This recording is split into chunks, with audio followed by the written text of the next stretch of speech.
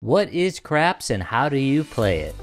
This is part 2 of my series. Like and follow for part 1 where I went over the pass line and the odds bet.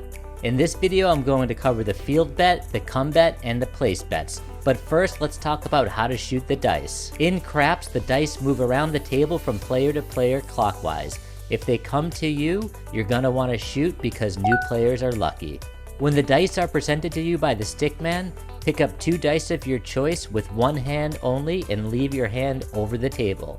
These simple rules are used to prevent cheating and swapping out of dice. Once the dice are in your hand, just let them fly and make sure you throw them so that they both hit the back wall. Oh, and if you accidentally throw the dice off the table, it's not a big deal, it happens to everyone. So now let's talk about the field bet. The field bet is one of the simplest bets in craps, which is why it attracts a lot of attention. It's a bet you can place yourself by dropping a chip in the field bet area. It's a one-time bet, which means it's only good for the next throw of the dice, and if one of these numbers hits, 2, 3, 4, 9, 10, 11, or 12, you win your bet. The bet pays even money unless you hit a 2 or a 12, in which it pays 2 to 1. People like this bet because they look at it and they see a lot of numbers that they can hit. But what they're not seeing is that the numbers that you lose on, 5, 6, 7, and 8, actually have 20 different combinations that you can throw that will cause you to lose. So the field bet's a little deceiving. The house edge on the field bet is 5.56%. And if you watch part 1, you'll know that the pass line bet is a house edge of 1.41%.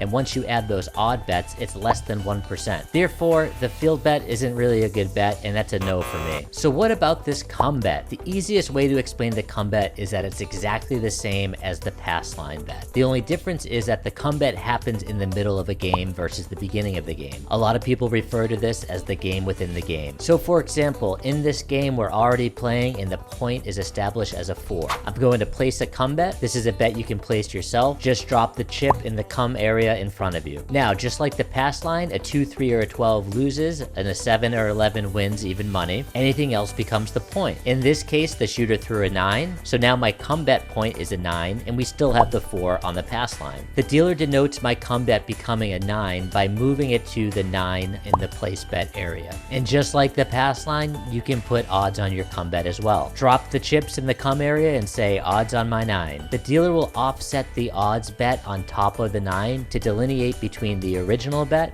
and the odds bet. And by the way, you can keep playing as many come bets as you want. You can have 2, 3, 4, 5 come bets going at once. However, be careful because the more come bets you have out there, the more exposure you have if somebody craps out. Personally, I like to play 1 or 2 come bets and see how the game's going. If I'm winning, I like to put more come bets out with the house's money. The payouts are exactly the same as the pass line and odds bet, which I already mentioned is less than 1% depending on how many odds you're adding to your bet. So a come bet is a definite yes for me. You're gonna wanna play this bet. And finally, let's talk about place bets. The place bets are a very simple bet and attract a lot of play as well. During the game, you can decide to bet on any of these numbers, 4, 5, 6, 8, 9, or 10. At any course of the game, any one of these numbers hit, you win your bet. Unlike the field bet, this bet stays up in its place until someone either throws a 7 or you decide to take it down. This is another reason why people like this bet, because if you're at a hot table where somebody's throwing for a while, these bets stay up there and you're winning over and over again. Unlike the field bet and the come bet, if you want to place one of these bets,